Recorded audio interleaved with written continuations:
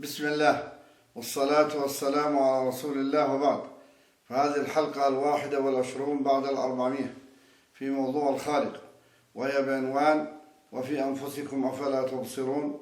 الأسنان أسنان الإنسان، وهي استكمال للماضية. أجزاء السن: تتكون السن من 3 طبقات، وهي طبقة اللب الداخلية، تليها طبقة العاج، ومن ثم طبقة المينا الخارجية. ويتم تغذية السن من خلال أوعية دموية تتخلل اللب، إلى جانب وجود الأعصاب التي تربط الأسنان بمراكز الحس في الدماغ لكي تحس بمقدار الضغط الواقع عليها وبدرجة حرارة الطعام والشراب.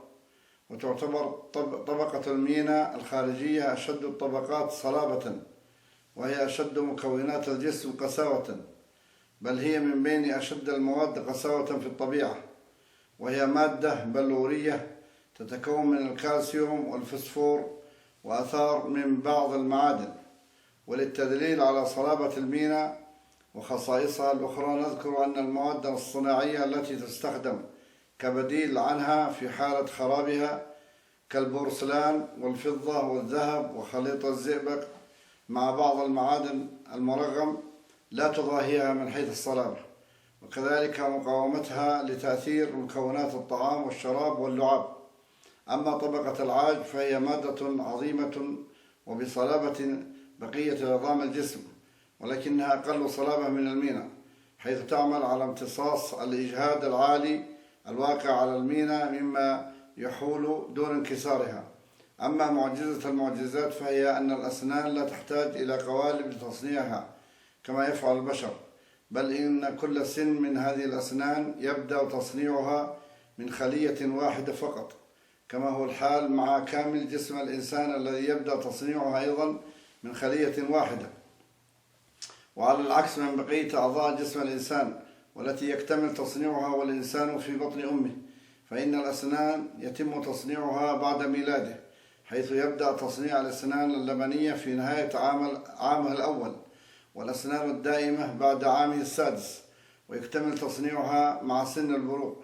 ويمكن للمرء أن يشاهد هذه المعجزة الربانية من خلال مراقبة أسنان إخوانه أو أبنائه، وهي تنبت في اللثة فتشقها كما تشق النبتة تراب الأرض، ثم تنمو شيئا فشيئا إلى أن يكتمل تصنيعها، ثم تتوقف تماما عن النمو. لقد تم توزيع الخلايا التي يبدأ منها تصنيع الأسنان على محيط الفكين بشكل بالغ الدقة، بحيث يأخذ كل سن مكانه الصحيح دون أن تتصادم مع بقية الأسنان.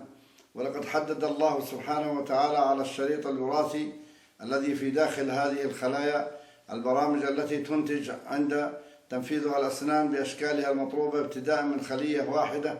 فبعض الخلايا تصنع القواطع، وبعض الأنياب، وبعضها النواجذ والأضراس. قلما تخطئ هذه الخلايا فتنبت الأنياب أو القواطع في أماكن الأضراس. ولو أن عملية تصنيع الأسنان هذه قد وكلت للبشر لتكررت مثل هذه الأخطاء بشكل كبير، بل إن الأعجب من ذلك أن كل إنسان له أشكال أسنان تختلف عن الآخر، ولكن برامج التصنيع لجميع أسنانه قد تم إحكامها بحيث تنتج أسنان متناسقة مع بعضها البعض. ويمكن لمن عنده خلفية في تصميم القطع الميكانيكية باستخدام الحاسوب أن يدرك مدى التعقيد الموجود في برامج تصنيع الأسنان المكتوبة على الشريط الوراثي. فهذه البرامج يجب أن تحتوي على كامل أبعاد السن، ليس الخارجية فحسب، بل أبعاد كل طبقة من طبقاتها، إلى جانب مواصفات المواد المستخدمة لبناء هذه الطبقات.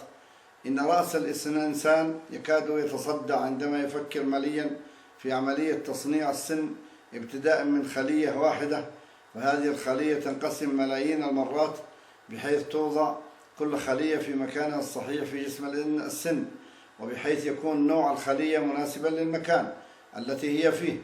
ومما يثير الدهشة أن الأسنان المصنعة بهذه الطريقة الربانية تأخذ شكلها النهائي المطلوب، ولكن بحجم صغير، ومع نموها يزداد حجمها بنفس النسبة مع احتفاظها بشكلها الأصلي.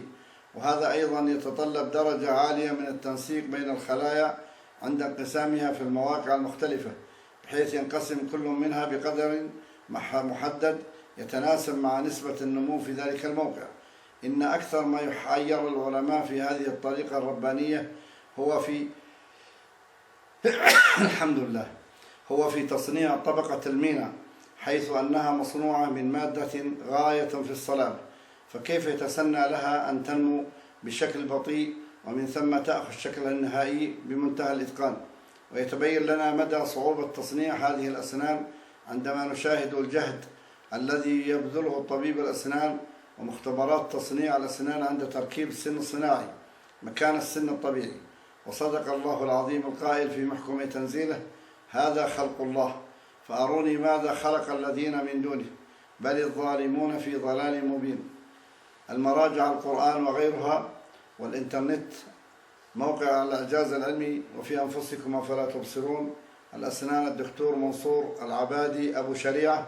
إلى هنا ونكمل في الحلقة القادمة. والسلام عليكم ورحمة الله وبركاته.